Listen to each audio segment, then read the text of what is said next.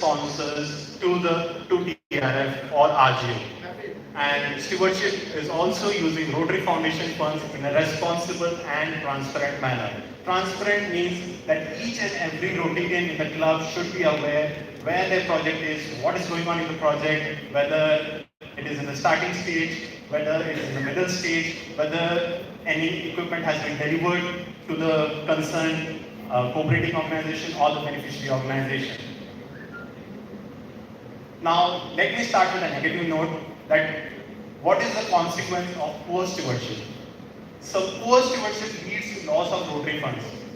These Rotary funds are donated by donors as well as Rotarians. So, losing Rotary funds is not a good thing. So, most of the time we see that the Rotary funds are lost due to inflated invoices, siphoning of money by saying that we have used it for X and Y reason, but it was not used, and also by means of theft. And because of loss of Rotary fund, it damages the Rotary reputation that the Rotarians have created over the period of years. So damaging the Rotary reputation, what does it mean? That the Rotarians as well as the donors, they donate money with good faith that the Rotary and all the Rotarians will use those funds in a very good manner and as per the Rotary Foundation policy. And if that is not done, it damages the reputation. And as well as the trustee also believes on the integrity of the district as well as the club, that the district and the club will oversee the grant funds and the grant funds are used for the intent it has been provided to the sponsors. It weakens the project. What do you mean by weakening of the project? $30,000 have been assigned for a project and to inflated invoices or siphoning of funds, $5,000 have been siphoned away. Then only $25,000 have been used. The complete amount has not been used. So what will happen? It will negatively impact how? Not get the services that the Rotarians or the sponsors were supposed to give them. And they will also end up giving substandard equipment. So it is very important that the Rotary reputation is maintained and the funds are used properly. And as well as when these issues happen, that the stewardship issues happen, there is a risk of suspension of the club and the district also. And if there is serious stewardship issues, it's also end up in termination of the club. And last but not the least, it fails the 4-way test that the Rotarians have followed for the last 100 years. Now coming on to what is good stewardship and why is it important? So good stewardship safeguards Rotary funds. It sees that the Rotary Foundation funds are used in a proper manner as per the grant application, the budgeted items, and everything is maintained in a proper manner, and maintains the Rotary reputation that the Rotarians have created for over the past 100 years. It enables strong, long-lasting, sustainable project with positive impact on beneficiaries. That the beneficiaries are also happy because the project is done properly, and the Rotarians are also happy, and they can also share to different newsletters and in the media that we have done this project and we are happy about it. And it also encourages other Rotarians and other clubs to come up with new projects and new ideas. And it allows the club and the district to continue with global grant without the risk of sanction. And it passes the 4-way test.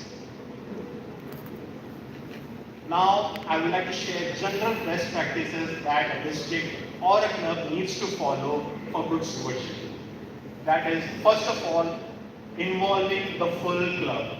Involvement of full club here means that the club should be aware of all the best practices and all the project stages that the project is going on. Like, if 5,000 has been issued, then if $5,000 has the club members should also know, yes, $5,000 has been used till date, and it has been only implementation is left, or implementation has been done, inauguration is left. So everything needs to be transparent. That is an utmost need. And having an open communication with the host and the international sponsor. In most of the cases, we come to know that international partner is just for the namesake to complete the grant application. It should not be the case. The case should be that the host club should have constant touch with international sponsors. Because when the auditors, that is the chartered auditors, visit a project site and they call up an international partner, do you know what stage is this project and what is the progress? They say that sometimes they say, we are not aware of it. It's not a good sign for the target. So he mentions it in a negative way in his report. So an open communication with the international partner is required, and an open communication and a healthy communication with the beneficiary community. Because the Rotarians are working for the community, and unless and until you are in constant touch with the beneficiary or the community, they will not come up with any other need, or they will not come to you and say, we have another need, and if you can help us, please help us. So even after the project is over, we know that we are all professionals, but whenever you get time, go and visit the beneficiary and see how the project is going on, whether they are happy, take feedbacks from them and share the feedbacks to the Rotary world. And control of project fund should be with the Rotarians. The project fund should be with the project sponsors, not with any cooperating organization. Fund should not be given to any cooperating organization upfront. That if $40,000 is coming, you need not give that 40,000 to the cooperating organization. It will say that the cooperating organization will spend it. No, all the spending should be done by Rotarians, the project sponsors, and the signatories.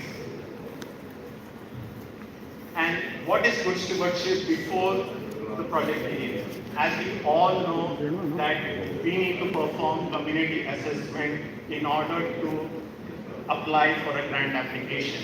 So I will be sharing more on community assessment in my next slide.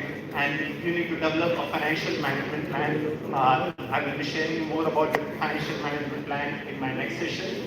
And you also need to solicit competitive bidding. That is, at least 3 quotes needs to be taken from different vendors for a services or an equipment that is being purchased. And you need to submit that quotations to the RGU along with the grant application.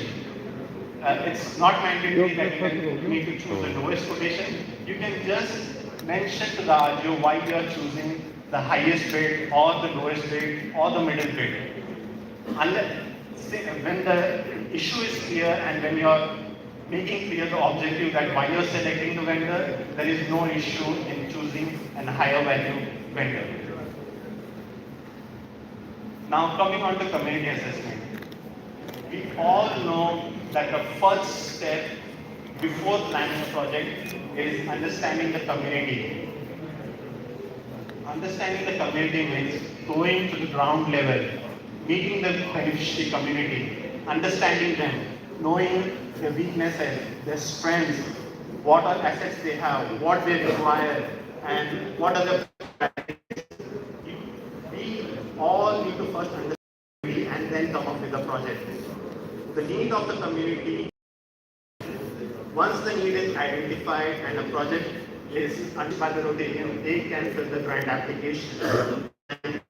And the project should be sustainable. That is, even after the grant funds are completed, the project should go on and on. It should not stop anywhere. And the book that you see here, the Community Assessment Tool, is the best guide that Rotary has for the layman as well as the Rotarian to understand how the community assessment needs to be carried out.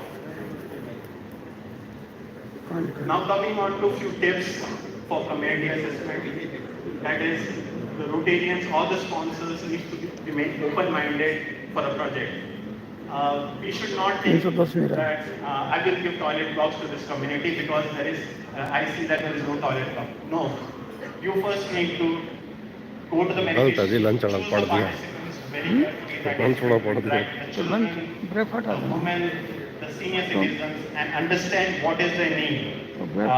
Because we see in many of the projects that even though there was a toilet block, an additional toilet block was provided.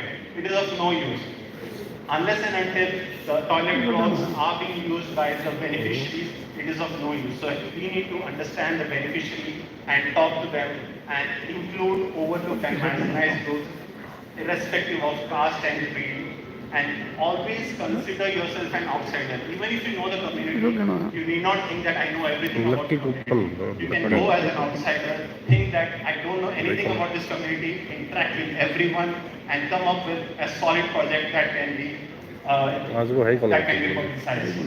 And please do not promise any project to the beneficiary unless and until it is approved by the Rotary Foundation. Once the Rotary Foundation approves the project, then you can go to the beneficiary and say, yes, the project has been approved and this is the project. Unless and until the ERF doesn't approve it, you may not speak it to anyone. And there is a misconception that community assessment will cost a lot of money. No, you can take the help of the cooperating organization as well as the Rotary Community Corps. You can set a questionnaire and share it with the Rotary Community Corps, and you can ask them to go to the community and get answers for that question. And the community assessment will be done in answer. And the common misconception of community assessment is that assessment results needs to convince TRF that the needs of the beneficiary are urgent. No, it is not the case.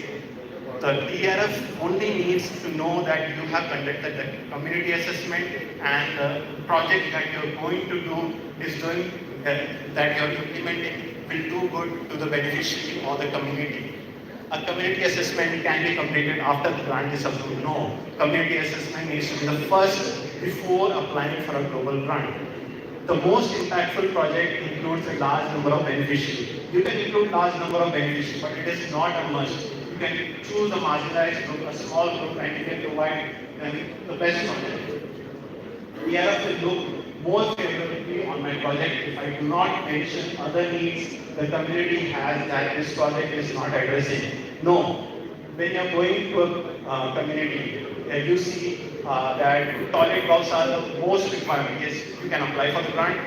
You can also mention in your community assessment that the second most need might be the RO plant that they require. So the community will require plant next time. You can mention to the RGO. So, and you can also inform that we will be coming up with the next project that is for an RO plant based on our community assessment. So the RGO will have this back of the assessment for that, and it will be easy for them to evaluate and approve that grant.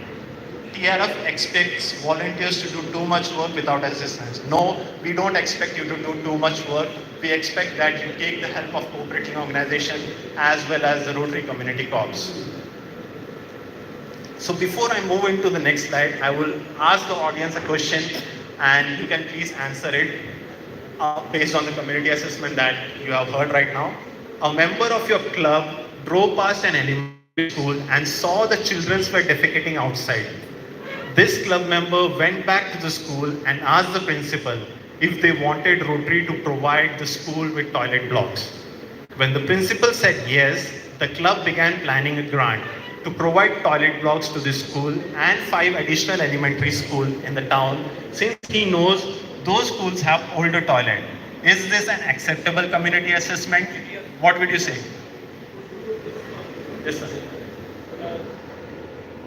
For the school where the assessment has been done by the Rotarian, it is yes, but for the rest of the 5, it is not accepted. Yes, correct. So what should have been done by the club to develop a strong grant project? Anyone? Okay, I will only say, yeah, the club should have gone to the other 5 schools and talk to the principals, talk to the children, talk to the parents, whether they require a toilet block or whether they require something else. There might be chances that the Rotarian might have visited that school 1 year back and saw that there is an older toilet. The government might have repaired it, or the school might have repaired it. So it is a must that the community assessment needs to be done. Now, what is sustainability? Sustainability means different things to different organizations. But for Rotary, sustainability means providing long-term solution to community needs that beneficiary can maintain after the grant funds are completed. That is, after the grant funds end. So, for an example, I would say that if a XYZ club provides an RO plant to a community, obviously the community doesn't have any backup or any amount. That's why we are providing the RO grant. And in case the AMC is over, that is AMC might be for 2 years, 3 years, and the AMC is over, and there is some happening in the RO, that is they need to change some equipment or some parts in there. So where will the amount come from? They will come to Rotary Club, but in the grant, the MOU that we have signed with the community, it is already mentioned that the community will take care of the RO plant. So what the club will say, it is already mentioned in the MOU that you will be taking care of the RO plant. So we will just raise our hand. So in order to protect that, we would request that you form a community co-op in that community so that they can take 1 or 2 rupee as a levy for 1 liter or 10 liter, whatever is minimum, whatever the beneficiary can pay, and they can accumulate that money and use for the repair of anything that is happening to the RO plant, whether they want to change the coil, whether they want to change part, anything can be done out of that. Whether cleaning, it is very easy if we have a community co-op in that community. So these are the 6 steps that can help to ensure long-term sustainability of the project. That is, start with the community, as I've already mentioned. We need to start with the community. Encourage local ownership, that is, having a community leader oversee the project and take some charges for anything that is being utilized, and provide training. As we all know that sustainability component is a must for all Rotary grant, that is providing training to beneficiaries, making them understand how the things needs to be done, how we need to clean the RO plant. If we are providing a screening machine, we need to we need to know whether training has been provided or we need to provide the training to them. Buy things local, that is, this is encouraged because in case of failure, the people can reach out to the vendor very quickly and they can ask for a repair.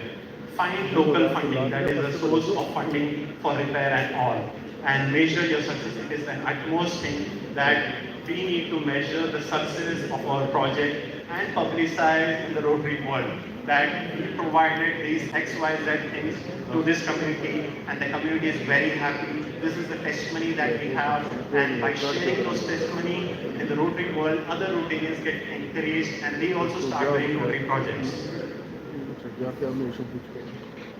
Coming on to conflict of interest. So what is conflict of interest? The conflict of interest occurs when an individual is in a position to make, influence a decision and help fund, benefit the Rotarians, their family members, and the entity they serve as a volunteer or in a paid basis. So here it is that any Rotarian that is getting benefited is a conflict of his club gets a project and he gives it to the community. If the community, during the inauguration, it is not publicized in a proper manner that this project is funded by Rotary or Rotarians, and if it doesn't have English as well as the local language signage, the people there will think that the MLA is providing that equipment and it will give him a benefit in that community. So that's why we need to publicize the project in a very good manner and make the community understand that this is a Rotary project. What are TRF expectations about conflict of interest? Disclose the relationship of the club, district, or their members have with the supplier, provider of services, beneficiary, and or cooperating organization. So you need to disclose any conflict of interest, any benefit that the Rotarian is having. This doesn't mean that your grant will not be approved. The RGOs might come up with questions that why you're providing to a Rotarian, why you're providing, why you're selecting a vendor who is a Rotarian. You can answer them, and the RGOs will be happy to approve the grant. But earlier, the disclosure was that if anyone is a primary contact or a project committee member, then if he is associated with any of this, that is supplier, provider services, beneficiary, that needs to be disclosed. But right now the trustee has amended and provided a new interpretation. That means any Rotarian who is getting benefit out of this project, out of a project, needs to be disclosed. And no grant committee members will be a trustee, director or officer of the beneficiary organization. And global grant must not be financed with contribution from donors that have conflict of interest from that grant. Now here is a question for the audience. The Rotary Club of X wants to buy a new mammography machine for a hospital. The club finalized a vendor who is a Rotarian of the same club, but not a member of the project committee. Should the vendor's affiliation be disclosed in the grant application? Yes. Yes. Thank you. And is this a conflict of interest? No. Yes, it's a conflict of interest because he is from the same club. He is from the same club. Earlier it was only limited to project committee members, but right now it's for the complete Rotarians who are associated with the project. So ENF has also seen instances where the project committee members have is no more active in a project. That is, either the project committee is no more associated with Rotary, or he or she has been terminated by the club, or he is no more in this world. So in such situations, the global grant is stalled. That is, it is not being used at all. So even the district leaders are not aware of the situation. So we encourage the district and the club leaders to establish a process for replacing the committee members. So I know there are misconceptions that one committee member cannot be changed. It's a wrong misconception. You can change the project committee member as many times as possible during the span of the project. You just need to write to the regional grant officer. He or she will ask the new committee member the consent whether he is happy to take the position. If he replies yes, then the committee members will be changed. And you need to ensure that appropriate handover is given to the new project committee member. So these are the few stewardship concerns that the stewardship team at Rotary South Asia office came across while reviewing the audits. That is, community assessment was not conducted in a very good manner. It was just done for the sake of application and it was submitted to the RGO, and project was managed entirely by one Rotarian. As I mentioned, there should be transparency. In most of the cases, it was managed by the primary contact, because the club also says that we have appointed a project committee, he will look into it. And the secondary contacts are also not aware what is going on in the project. So in that case, if the project committee member leaves Rotary, then the project comes to a stall and no one is aware what is going on in the project. So that's why it's mandatory to have transparency in the club. And undisclosed conflict of interest, because Rotarians are not aware of the policies, new policy, so there are chances when the conflict of interest is not disclosed in the grant application. Only the auditor, when he goes and he explains to the club, they come to know, yeah, yes, there is some conflict of interest, and we were not aware of it. So we will inform the RGO. Sustainability component not achieved. That is, training as mentioned in the grant application was not provided to the beneficiaries. Competitive bidding was not followed. That is, only one vendor was selected, and when we come and ask, they say that we are not aware of this process, that competitive bidding should be taken. But yes, even if we are doing a housework or any changes in our entity, we will take 3 quotations from different vendors to know which vendor is the best and which price is the best. So we need to take 3 quotations from vendors. And financial transaction not carried out in accordance with the standard business practices. Cash payment were then done. So these were the concerns that were identified, few concerns that were identified by the stewardship department. So these are the general practices that we would encourage the district and the club to follow. That is, conduct community assessment in a very detailed manner, disclose any conflict of interest in the application. If in the application it is not disclosed, you can write an email to your respective regional grant officer and make them be aware that this person is a Rotarian and this was a conflict of interest. We forgot to inform you, and right now we are informing you. Promote transparency to all involved. Please share the project details with everyone, the club members, and the district leaders. Maintain strong records. That is, each and every document of the grant should be kept in a manner. and safeguard against misuse. Please do not make any misuse of grant funds. So, in addition to the South Asia region and the stewardship department at South Asia, we also cater to 17 countries and 3 IO offices. Only the stewardship department. That is the Japan office, Korea office, and Australia office. We take care of them, and we also take care of Indonesia, Brunei, Cambodia, Myanmar, Malaysia, Philippines, Singapore, Vietnam, Thailand, Mongolia, Hong Kong, New Zealand, China, for all the issues related to stewardship. And this is the stewardship team, that is myself and my counterpart, that is Yogita Sharma, Auditing, Monitoring and District Support Specialist.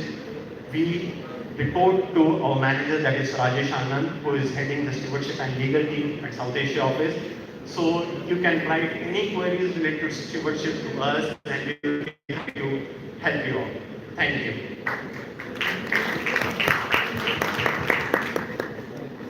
बहुत बहुत शुक्रिया बड़े विस्तार के नाल